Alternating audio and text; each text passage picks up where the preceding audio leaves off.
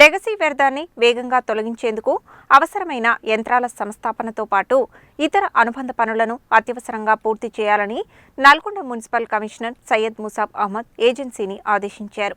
నల్గొండ పట్టణంలో పేరుకుపోయిన చెత్తను తొలగించి పరిశుభ్రతను మరింత బలోపేతం చేయాలనే లక్ష్యంతో పనులను వేగవంతం చేయాలని సూచించారు.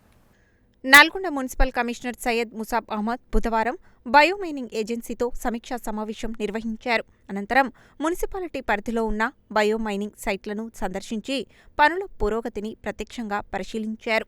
లెగసీ వ్యర్థాన్ని వేగంగా తొలగించేందుకు అవసరమైన యంత్రాల సంస్థాపనతో పాటు ఇతర అనుబంధ పనులను అత్యవసరంగా పూర్తి చేయాలని కమిషనర్ ఏజెన్సీని ఆదేశించారు. నల్గొండ పట్టణంలో పేరుకుపోయిన చెత్తను తొలగించి పరిశుభ్రతను మరింత బలోపేతం చేయాలనే లక్ష్యంతో పనులను వేగవంతం చేయాలని సూచించారు. ఈ సమావేశంలో assistant commissioner Ravinder Reddy, deputy ఇంజనీర్లు అశోక్, కార్తిక్, శానిటరీ ఇన్స్పెక్టర్లు శ్రీనివాస్, ప్రదీప్ రెడ్డి పాల్గొన్నారు. ఈ సందర్భంగా అధికారులతో కమిషనర్ ప్రస్తుత పనుల ప్రగతిని సమీక్షించి అవసరమైన సూచనలు చేశారు.